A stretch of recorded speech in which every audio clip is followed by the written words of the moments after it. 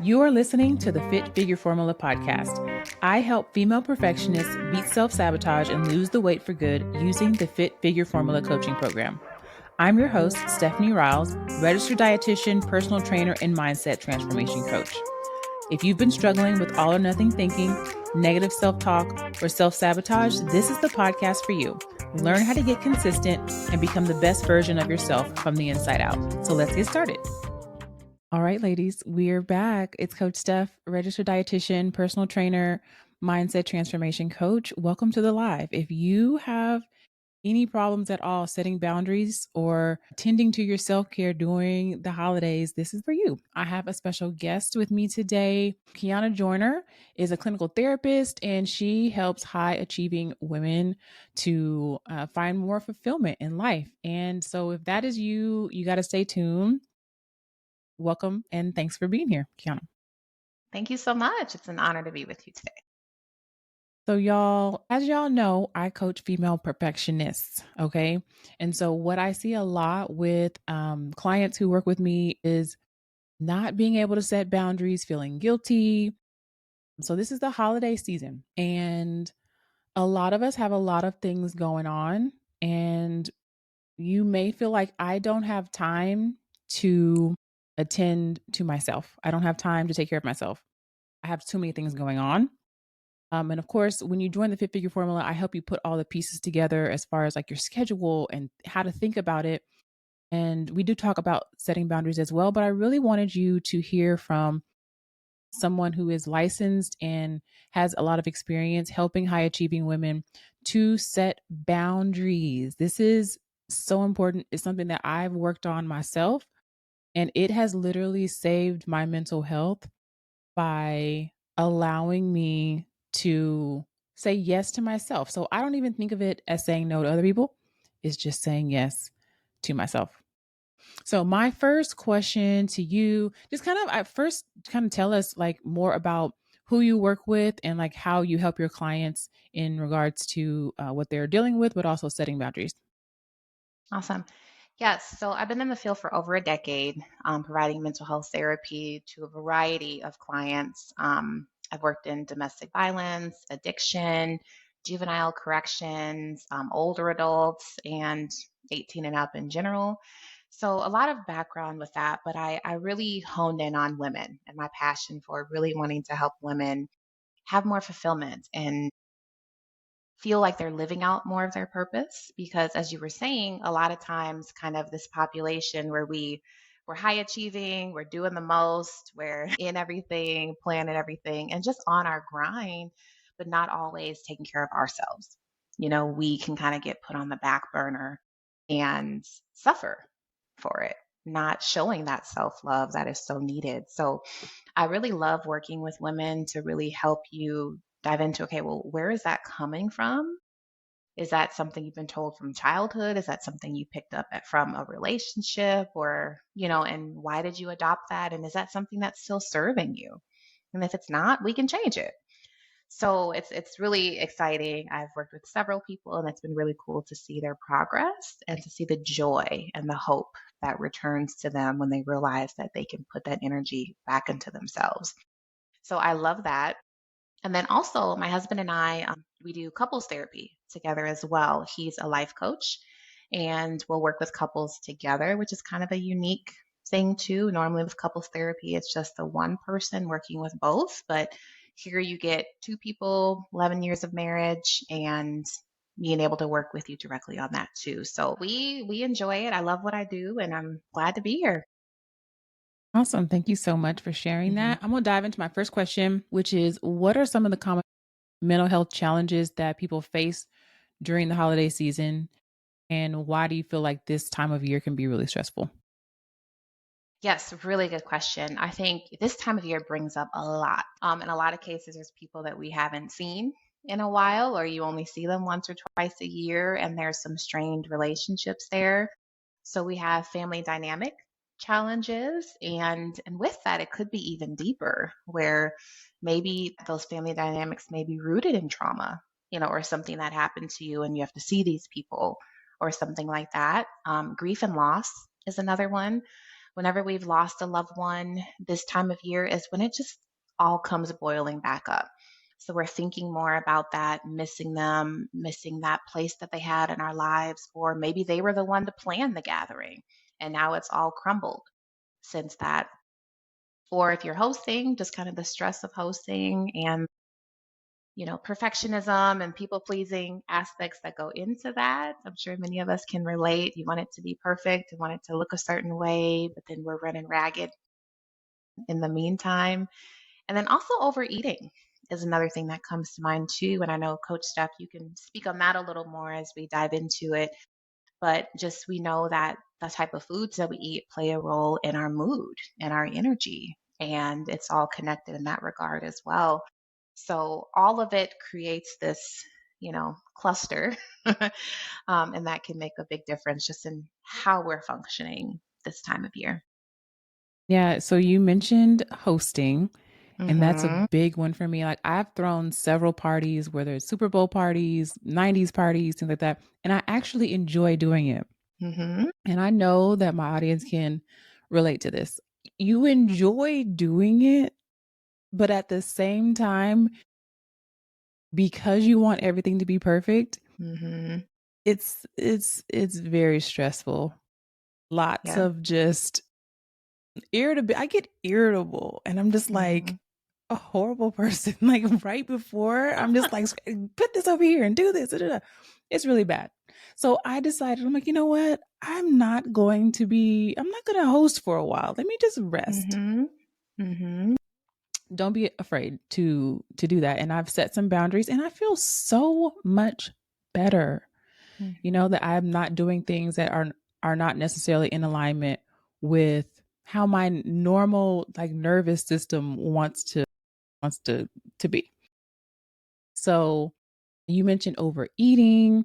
And so Mm-hmm. obviously that's what I help my clients with as well. It's like being able to recognize when this is happening because sometimes we don't recognize it and we Mm-hmm. only recognize it after the fact. And like I ate too much and now I feel guilty. And now Mm-hmm. either I'm going to punish myself by working out, twice a day, every Yep. day this week, Yep. or restrict myself, or I'm just going to say, forget it.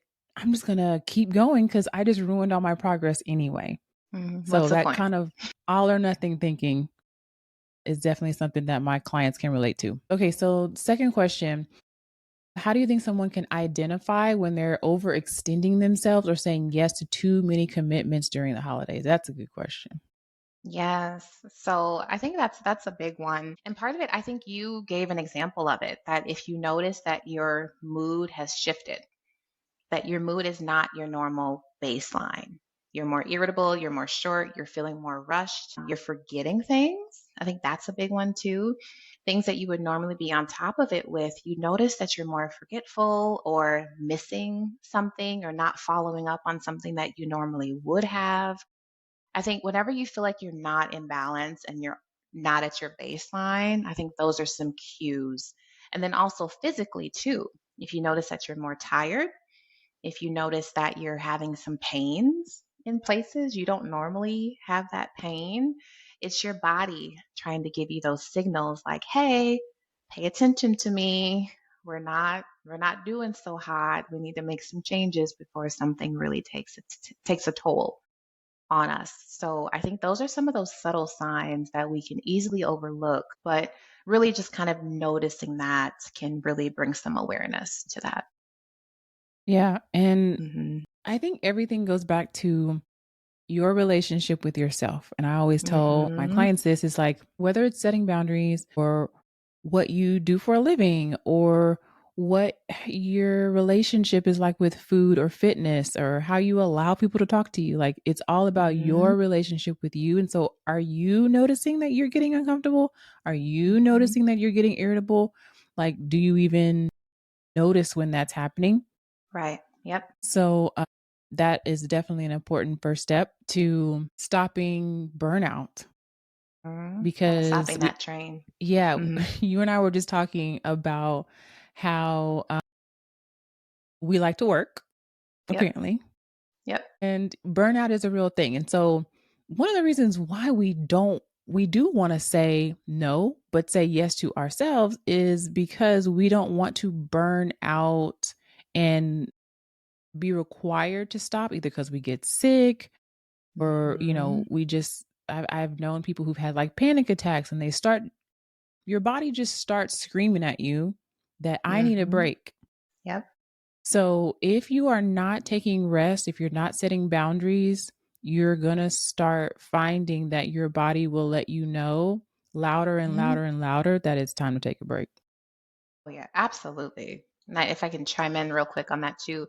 So I think even going back to defining, how do we define self-care and boundaries too? So we all Mhm. know what we're talking about and we're speaking the same language. And self-care for me is intentional activities to help you recharge and to show self-love.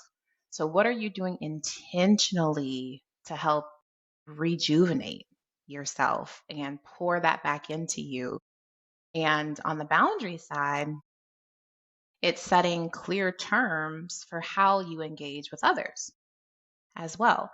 So I think sometimes people see boundaries as like a bad B word, rather than realizing that no, having boundaries actually creates healthier relationships because we teach people how to treat us. And I think that's a key piece that sometimes we think, well, they're just taking advantage of me or they're just doing this. We can kind of slip into this victim mindset.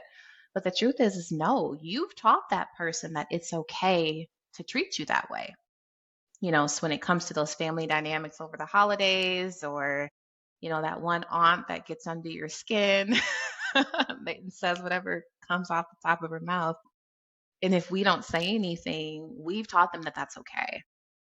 So setting boundaries also helps set some terms for how we engage in some of these relationships.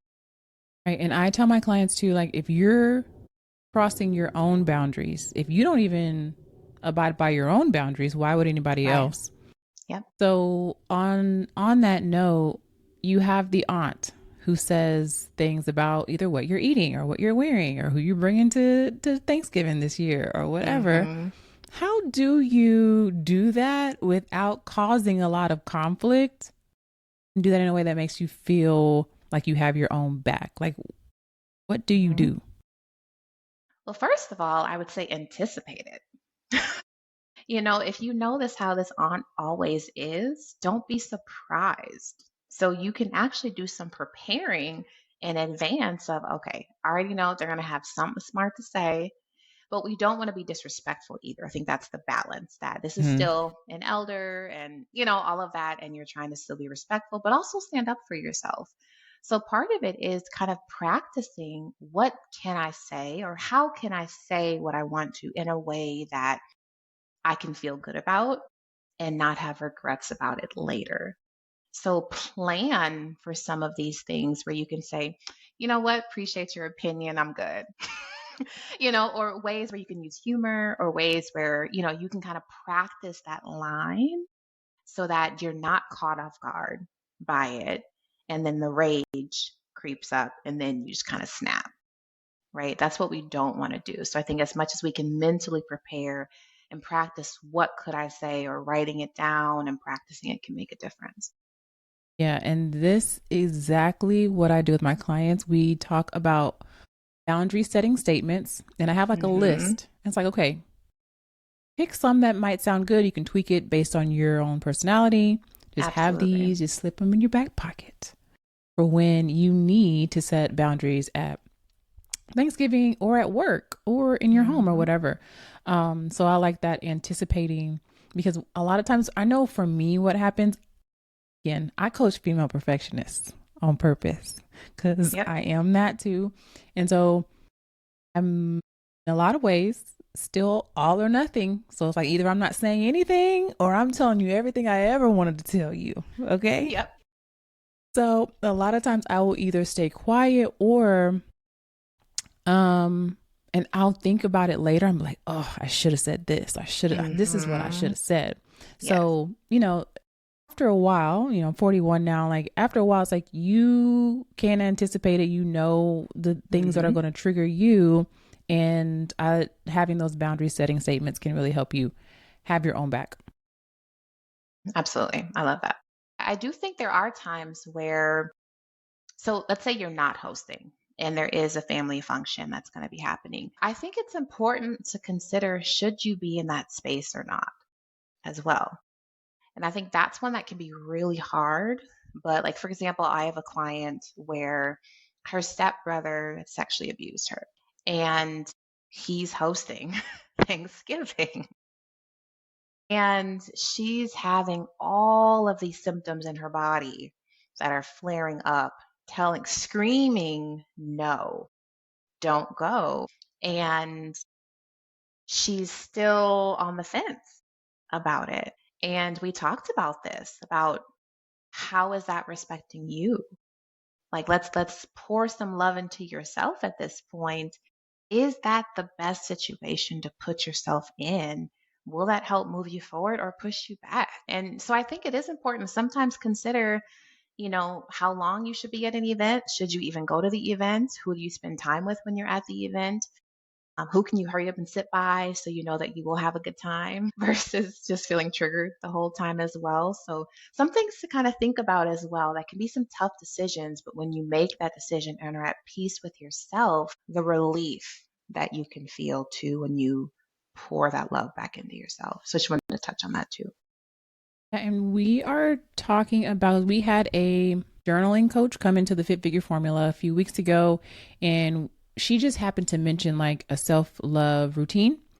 Hmm. And that really resonated with a lot of my clients. So I'm like, okay, cool. We can do that on some of the calls, like figure out what does it feel like? Because a lot of my clients, on a scale from 1 to 10, their self love, if 10 is the best, is on the lower end.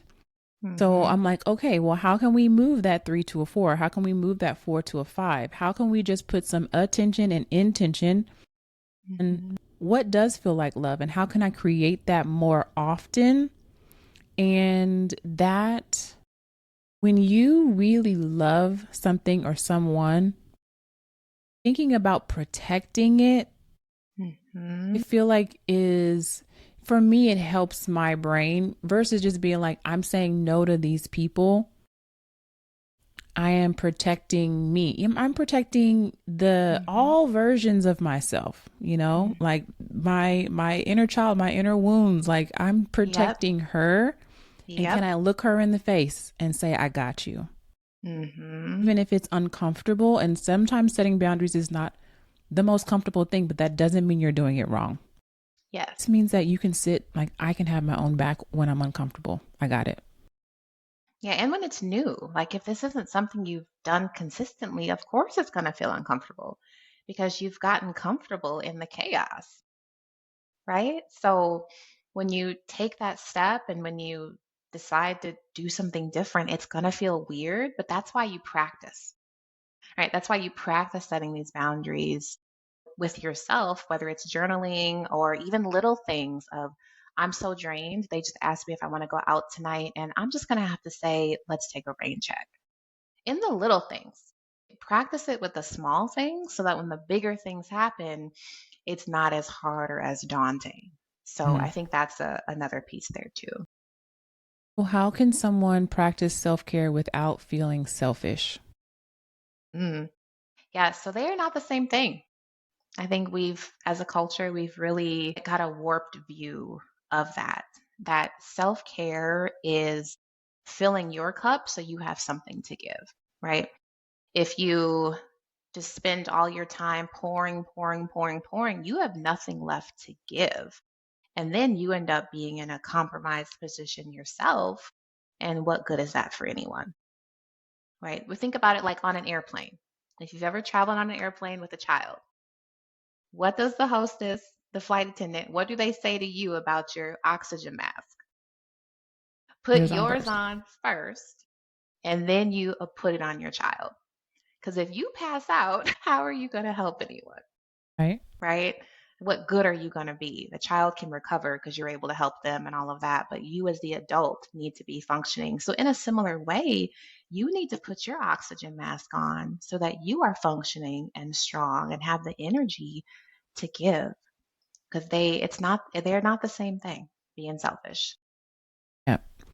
And you mentioned earlier about grief or experiencing loneliness or loss during the Yes. holidays. What self care strategies can you talk about in terms of helping people cope with grief during this time? Yeah. So, first of all, be honest with yourself. I think too often we kind of stuff those feelings, or because sometimes maybe that grief is someone that passed away a few years ago, and it may not be someone that just passed away within the past year. So you feel like I shouldn't, right? Still be grieving. I should be over this. And that's not how grief works. Grief isn't something you get over, it's something you get through. And it's something that you incorporate into who you are and into your being and learn to live with it and function and all of that. So, first of all, just being honest about, yes, I miss my mom. Like she was, she would make the best dressing, she would make the best candy jam, she'd have the house smelling good. Like those memories, I miss it and I ache just thinking about her not being here, right? Being honest about that, having someone that you can share that with, a trusted party that just gets you and allows you to listen. So, starting with that, because there are different stages of grief that we all go through and we can continue to go through. And those stages could be denial, anger, bargaining, let me try to make a deal, depression, and acceptance. And we can go in and out of all of those depending on the moment. So, being honest with yourself for one. And then, kind of I don't know, call it like a fun way to transform our grief is to find a way to honor that loved one. So like if they had a favorite food, eat that food and think of them, right? If they, would go to this certain place every time of year and that was their favorite place, maybe go to that place and think of them. It's ways to honor them, to commemorate them, to just be intentional about showing that care and not just stuffing it like we do so much as a culture.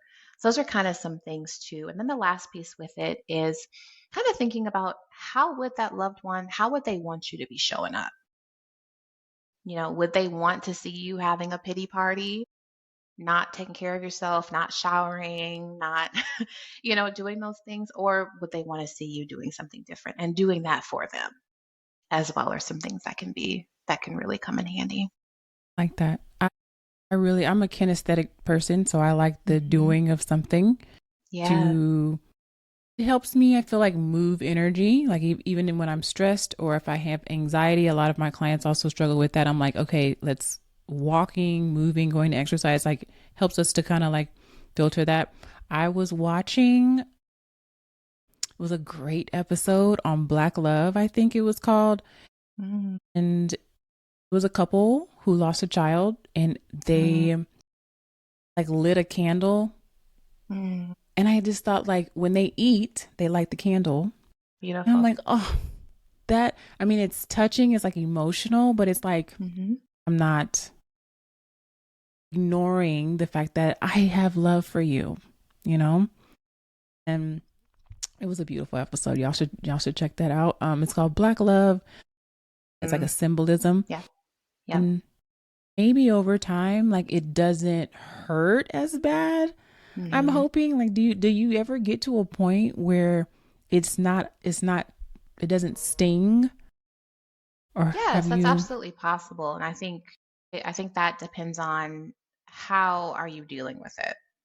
Are you actually dealing or are you stuffing? And are you accepting that this happened, or are you staying in a place of I can't believe this happened, mm, right? All of those things make a big difference in how you're able to cope. And that's with any loss, too, loss of a job, loss of a partner, loss of a child, loss of a loved one, any of that, how soon do we get to a place of acceptance plays a big role in the it stinging less. If we can accept that it happened and kind of deal with all the feelings that come along with that, that makes a big difference. And there's some where it's harder to deal with on your own and you may need professional help. And that's why people like me are around to really help explore that for you. And what is it about this loss that's harder?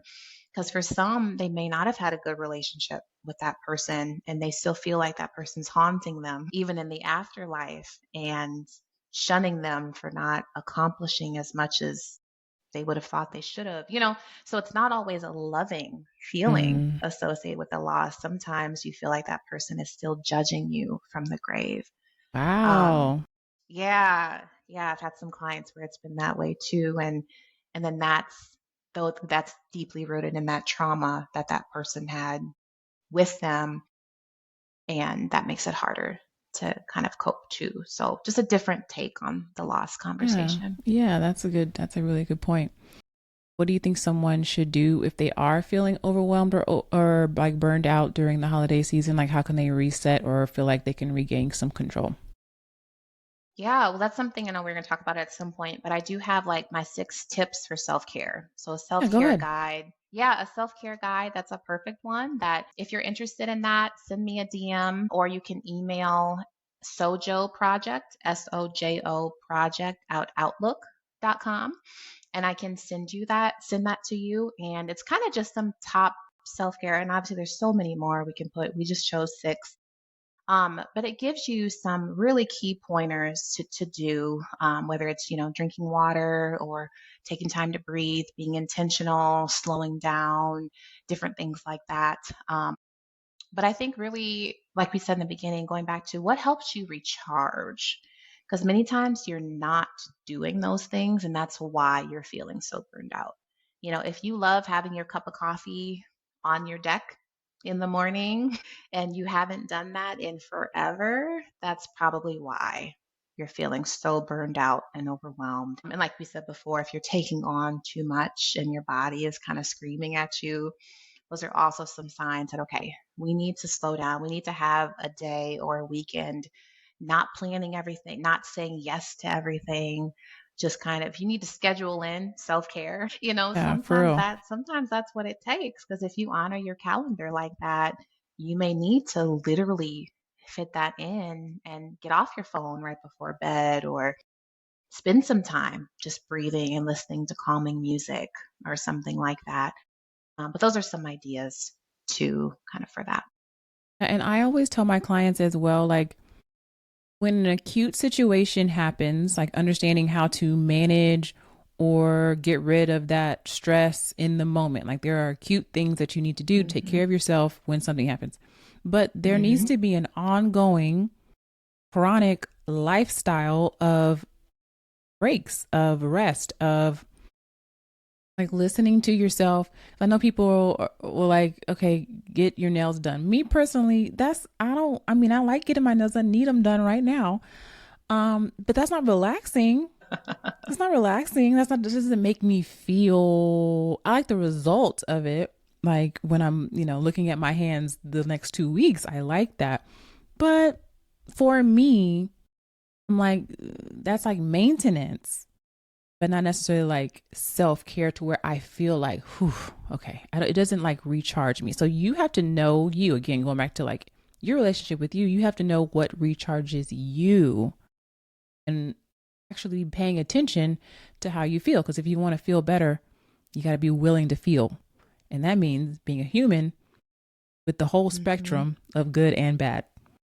So don't Hmm. just think you have to just do something acutely. Like you need an ongoing practice of taking care of yourself. Yeah, and I think self-care is something that it should be a natural part of your routine. It shouldn't be something extra that you feel you Mm-hmm. have to do, because that's when it feels daunting and that's when we don't do it at all. So even something as simple as when you take a shower, be in the shower, like mentally, right? Feel the water, feel the temperature, feel, just kind of the space. What do you smell? Engage your senses. What do you smell? What do you hear? What do you taste? Right? All of that. Just kind of be present, because too often, like, we're in the shower, but we're mentally in the meeting or in that argument or, in all these other spaces and just not being present. So the more intentional we are about just the daily things when you're driving, maybe sometimes sit in silence or sometimes jam out to your favorite song or that's self-care, and it doesn't have to be this extra thing you have to make time for. And I think that's where people get it a little mixed up as well. Yep, I love that. I want you to tell the people how to find you on social media and then drop your email again if they want your self-care guide. Yes, so we're on Instagram and Facebook. Soul Journey Project is what you would search, and you'll find us there. And then our email is sojoproject@outlook.com. So SOJO project at outlook.com. And it's a brief self-care guide, I'm sorry, but packed with really great information that you can take and use right away, simple things that you can implement, and that can make a big difference for you. And so you're going to take the guide, audience, and actually put something on there on your calendar. Don't just look at it, but actually set an appointment to do the thing, no matter how simple it is. Information is not transformation. Implementation is transformation. If you want to feel better, you're going to actually have to implement and not just continue to gather information and research. Yeah. So take some action. Thank y'all for watching. And I am going to put those links in the comments for y'all as well, so that you can click on them and check my girl out. So thank you so much for being here today. Thank you. We should do you. this again soon.